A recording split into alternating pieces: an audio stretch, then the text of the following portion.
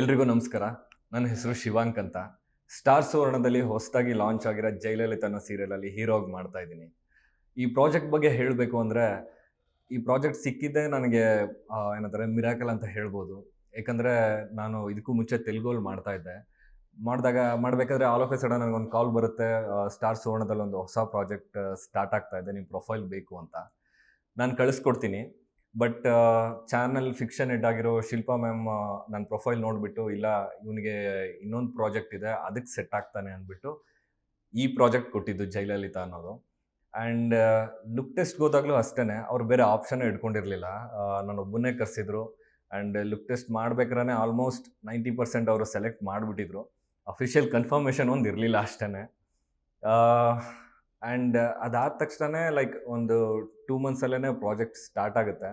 But ನನಗೆ look test ಕೊಡಬೇಕಾದ್ರೆ ನನಗೆ ಎಲ್ಲೋ ಒಂದು ಕಡೆ ಅಷ್ಟು ಕಾನ್ಫಿಡೆನ್ಸ್ ಇರಲಿಲ್ಲ. ಯಾಕೆಂದರೆ ಇದು ತುಂಬ ರಗಡ್ ಕ್ಯಾರೆಕ್ಟರು, ತುಂಬ ಮಾಸ್, ತುಂಬ ಕಮರ್ಷಿಯಲ್ ಕೈಂಡ್ ಆಫ್ ಕ್ಯಾರೆಕ್ಟರ್ ಇದು. ನಾನು ಇಷ್ಟು ದಿನ ಮಾಡ್ಕೊತ ಬಂದಿದ್ದು ತುಂಬ ಸಾಫ್ಟ್ ಕಾಮಿಡಿ ಆಗಿರ್ಬೋದು ಅಥವಾ ರಿಯಲಿಸ್ಟಿಕ್ ಕ್ಯಾರೆಕ್ಟರ್ಗಳನ್ನ ಮಾಡ್ಕೊತ ಬಂದಿದ್ದು. ಇದು ಫಸ್ಟ್ ಟೈಮ್ ಒಂಥರ ನನಗೆ ಎಕ್ಸ್ಪೆರಿಮೆಂಟ್ ಅಂತ ಅನ್ನಿಸ್ತು. ಸೆಟ್ ಆಗುತ್ತಾ ನನಗೆ, ಜನಗಳಿಗೆ ಕನೆಕ್ಟ್ ಆಗುತ್ತಾ, ನಾನು ಮಾಡ್ಬೋದಾ ಅಂತ ಒಂದು ಡೌಟ್ ಇತ್ತು. ಬಟ್ ಆ್ಯಸ್ ಎನ್ ಆರ್ಟಿಸ್ಟ್ ಆಗಿ, ಆ್ಯಕ್ಟರ್ ಆಗಿ ಯಾವಾಗ್ಲೂ ಹೊಸ ಚಾಲೆಂಜಿಂಗ್ ಥಿಂಗ್ಸ್ನ ಅಕ್ಸೆಪ್ಟ್ ಮಾಡಿಕೊಂಡು ಹೊಸ ಲೈಕ್ ಡಿಫ್ರೆಂಟ್ ವೇಸ್ನ ಚೂಸ್ ಮಾಡಬೇಕು ಅನ್ನೋ ಮೈಂಡ್ಸೆಟ್ ಇದೆ ನನಗೆ. ಸೊ ಓಕೆ, ಇದನ್ನು ಟ್ರೈ ಮಾಡೋಣ, ನೋಡೋಣ, ನನ್ನ ಎಫರ್ಟ್ ಏನಿದೆ ಅದು ಹಾಕೋಣ, ಔಟ್ಪುಟ್ ಏನು ಬರುತ್ತೋ ಅದನ್ನು ಜನಗಳಿಗೆ ಬಿಡೋಣ ಅಂತಲೇ ಅಕ್ಸೆಪ್ಟ್ ಮಾಡಿದ್ದು. ಕ್ಯಾರೆಕ್ಟ್ರಿಗೆ ತುಂಬ ವರ್ಕ್ ಮಾಡಿದೆ. ಓಕೆ, ಈ ಥರ ಒಂದು ಬಾಡಿ ಲ್ಯಾಂಗ್ವೇಜ್ ಇರಬೇಕು, ವಾಯ್ಸ್ ಇರ್ಬೋದು, ವಾಯ್ಸ್ ಮಾಡ್ಯುಲೇಷನ್ ಇರ್ಬೋದು, ಆ್ಯಂಡ್ ಹೇಗೆ ಬಿಹೇವ್ ಮಾಡುತ್ತೆ ಬೇರೆ ಬೇರೆ ಕ್ಯಾರೆಕ್ಟರ್ಗಳ ಜೊತೆ ಆಗಿರ್ಬೋದು. ಇದನ್ನೆಲ್ಲ ತುಂಬ ವರ್ಕ್ ಮಾಡಿ ಅಂದರೆ ಲೈಕ್ ನಾನು ಆ ಪ್ರಾಜೆಕ್ಟ್ ಸ್ಟಾರ್ಟ್ ಆಗೋ ಟೈಮಲ್ಲಿ ಆಲ್ಮೋಸ್ಟ್ ರೆಡಿಯಾಗಿದ್ದೆ. ಅದ್ರ ಜೊತೆಲಿ ಚಿಕ್ಕ ಪುಟ್ಟ ಇನ್ಪುಟ್ಸು ಡೈರೆಕ್ಟರ್ ಕೊಡ್ತಾ ಹೋಗ್ತಾರೆ. ಅಂದರೆ ಲೈಕ್ ಇಲ್ಲ ಈ ಥರ ಇದನ್ನು ಮಾಡು, ಸ್ವಲ್ಪ ಟೋನ್ ಡೌನ್ ಮಾಡು, ಸ್ವಲ್ಪ ಹೈ ಪಿಚ್ ಇರಲಿ, ಅದೆಲ್ಲ ಲೈಕ್ ನಡೀತಾ ಇತ್ತು. ಸೊ ಈ ಥರ ನನ್ನ ಈ ಜಯಲಲಿತಾ ಜರ್ನಿ ಸ್ಟಾರ್ಟ್ ಆಗಿದ್ದು. ಇದು ಶೂಟಿಂಗ್ ಬಂದು ಜುಲೈ ಎಂಡಲ್ಲಿ ಸ್ಟಾರ್ಟ್ ಆಗಿದ್ದು. ಲಾಂಚ್ ಇವಾಗ ಡಿಸೆಂಬರ್ 8 ಲಾಂಚ್ ಮಾಡಿದ್ರು. ಅಂದರೆ ಸ್ವಲ್ಪ ಡಿಲೇ ಆದ್ರೂ ಒಳ್ಳೆ ಸ್ಲಾಟ್ ಕೊಟ್ಟಿದ್ದಾರೆ. ಆ್ಯಂಡ್ ನಮ್ಮ ಮೇಲೆ ಟೀಮ್ ಮೇಲೆ ನನ್ನ ಮೇಲೆ ತುಂಬ ಹೋಪ್ ಇಟ್ಬಿಟ್ಟು ಒಳ್ಳೆ ಪ್ರೈಮ್ ಸ್ಲಾಟ್ ಕೊಟ್ಟಿದ್ದಾರೆ. ಐ ಹೋಪ್ ಇದು ವರ್ಕ್ ಆಗುತ್ತೆ ಅಂತ. ವರ್ಕ್ ಆಗ್ತಾ ಇದೆ ಕೂಡ. ತುಂಬ ಒಳ್ಳೆ ರೆಸ್ಪಾನ್ಸ್ ಬರ್ತಾ ಇದೆ. ಅಂದರೆ ನನಗೂ ಸುಮಾರು ಜನ ಮೆಸೇಜ್ ಆಗ್ತಾ ಇದ್ದಾರೆ, ತುಂಬ ಚೆನ್ನಾಗಿ ಬರ್ತಾ ಇದೆ, ನಿಮ್ಮ ಕ್ಯಾರೆಕ್ಟರ್ ತುಂಬ ಇಷ್ಟ ಆಗ್ತಾ ಇದೆ, ತುಂಬ ಖಡಕ್ಕಾಗಿ ಮಾಡ್ತಾ ಇದ್ದೀರಾ, ಒಳ್ಳೆ ಮಾಸ್ ಎಲಿಮೆಂಟ್ ತರಿಸ್ತಾ ಇದ್ದೀರಾ ಸ್ಕ್ರೀನ್ ಮೇಲೆ ಅಂತೆಲ್ಲ ಮೆಸೇಜ್ಗಳು ಬರ್ತಾ ಇದೆ ಸುಮಾರು.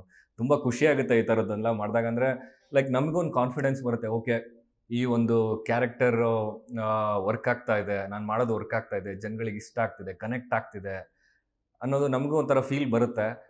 ತುಂಬ ರೆಸ್ಪಾನ್ಸ್ ಬರ್ತಾ ಇದೆ ಕರ್ನಾಟಕ ಜನತೆಯಿಂದ. ಆ್ಯಂಡ್ TRP ವೈಸ್ ಕೂಡ ತುಂಬ ಚೆನ್ನಾಗಿ ಹೋಗ್ತಾ ಇದೆ. ಲೈಕ್ ಇನ್ನೂ ವೀಕ್ ಹೋಗ್ತಾ ಇನ್ನೂ ಜಾಸ್ತಿ ಆಗ್ತಾ ಹೋಗುತ್ತೆ ರೀಚ್ ಅಂತ ಅಂದ್ಕೊಳ್ತಾ ಇದ್ದೀನಿ. ಜಯಲಲಿತಾದಲ್ಲಿ ಇಲ್ಲಿ ನೋಡಿದ್ರೆ ನೀವು ಒಳ್ಳೆ ಸಾಫ್ಟ್ ರಸಗುಲ್ಲ ತರ ಇದ್ದೀರಾ. ಜಯಲಲಿತಾದಲ್ಲಿ ಫೈರ್, ಬೆಂಕಿ. ಸೊ ಅಲ್ಲಿಗೂ ಇಲ್ಲಿಗೂ ತುಂಬಾ ಡಿಫ್ರೆನ್ಸ್ ಇದೆ. ರಿಯಲ್ ಆಗಿ ನೋಡೋದಕ್ಕೂ ಶಿವಾಂಕದ ಮತ್ತೆ ತೆರೆ ಮೇಲೆ ನೋಡೋದಕ್ಕೂ. ಸೊ ಜನ ಅದು ಸಿಗ್ದಾಗ ಕೇಳ್ತಾರ, ನೀವು ಇಷ್ಟು ಸಾಫ್ಟ್ ಆಗಿದ್ದೀರಾ, ಕ್ಯಾರೆಕ್ಟರ್ ನಿಮ್ಗೆ ನಿಭಾಯಿಸ್ತಾ ಇದ್ದೀರಾ ಅಂತ ಏನಾದ್ರು ಅರ್ಥ ಕೇಳಿದಾರ? ಕೇಳ್ತಾ ಇರ್ತಾರೆ. ಅಂದರೆ ಲೈಕ್ ನಾನು ಇನ್ ರಿಯಲ್ ಲೈಫಲ್ಲಿ ಬಂದರೆ ಲೈಕ್ ಸ್ವಲ್ಪ ಸ್ಮೂತೇನೆ, ಬಟ್ ಕೋಪ ನನಗಿದೆ. ಅಂದರೆ ಲೈಕ್ ಮುಂಚೆ ಅಷ್ಟಿಲ್ಲ, ಇವಾಗ ಒಂದು ಸ್ವಲ್ಪ ಏಜ್ ಆಗ್ತಾ ಮೆಚುರಿಟಿ ಬಂದಾಗಿಂದ ಸ್ವಲ್ಪ ಕಂಟ್ರೋಲ್ಡ್ ಆಗಿದೆ. ಬಟ್ ಅಷ್ಟೊಂದು ಪೀಕ್ ಲೆವೆಲ್ಗೆಲ್ಲ ಕೋಪ ಬರಲ್ಲ ನನಗೆ. ಬಟ್ ಅಫ್ಕೋರ್ಸ್ ಕ್ಯಾರೆಕ್ಟ್ರಿಗೂ ಇದಕ್ಕೂ ತುಂಬ ಒಂಥರ ಆಪೋಸಿಟ್ ಅಂತಲೇ ಹೇಳ್ಬೋದು. ಬಟ್ ಇದೇ ಥರದ್ದು ಮಾಡೋಕ್ಕೆ ಇಷ್ಟ. ಅಂದರೆ ಲೈಕ್ ನಾವು ನಮ್ದಲ್ಲದ ಕ್ಯಾರೆಕ್ಟರ್ಗಳನ್ನ ಮಾಡೋದಿದೆಯಲ್ಲ, ಲೈಕ್ ಅದೇ ಚಾಲೆಂಜಿಂಗ್. ಆ್ಯಂಡ್ ಅದನ್ನು ಜನಗಳಿಗೆ ಒಪ್ಸೋದಿದೆಯಲ್ಲ, ಅದು ಇನ್ನೂ ಚಾಲೆಂಜಿಂಗು. ಬಟ್ ಅಫ್ಕೋರ್ಸ್ ಎರಡೂ ಬೇರೆ ಬೇರೆ ರೋಲ್ ಅಂತಲೇ ಹೇಳ್ಬೋದು. ಸುಮಾರು ನನ್ನ ಫ್ರೆಂಡ್ಸ್ ಆಗಿರ್ಬೋದು ಅಥವಾ ನನ್ನನ್ನು ಯಾರಾದರೂ ಫಸ್ಟ್ ಟೈಮ್ ಮೀಟ್ ಮಾಡಿದಾಗ ಆಗಿರ್ಬೋದು ಹೇಳ್ತಾರೆ. ಅಂದರೆ ನೀವು ಸ್ಕ್ರೀನ್ ಮೇಲೆ ನೋಡಿದ್ರೆ ಲೈಕ್ ಆ ಥರ ದಗ ದಗ ದಗ ದಗ ದಗ ದಗ ಅಂತ ಇರ್ತೀರಾ. ಬಟ್ ರಿಯಲ್ ಲೈಫ್ಗೆ ಅಂತ ನಿಮ್ಮನ್ನ ನೋಡಿದ್ರೆ ಅಷ್ಟೊಂದು ಅನ್ಸಲ್ಲ, ಸ್ಮೂತಾಗಿ ಮಾತಾಡ್ತೀರಾ, ನಗ್ನಗ್ತಾ ಮಾತಾಡ್ತೀರಾ ಅಂತ. ಅದ್ರಲ್ಲಿ ನೋಡಿದ್ರೆ ಒಳ್ಳೆ ಗಂಟು ಇಟ್ಕೊಂಡಿರ್ತೀರಾ ಮುಖ, ಯಾವಾಗಲೂ ಕೂಗ್ತಾ ಇರ್ತೀರಾ, ಯಾವಾಗಲೂ ಒಂಥರ ಬೆಂಕಿ ಹತ್ತದಂಗೆ ಇರುತ್ತೆ ಅಂತ ಹೇಳ್ತಾರೆ. ಆ ಕಮೆಂಟ್ಸ್ ಎಲ್ಲ ಬಂದಿದೆ ನನಗೆ.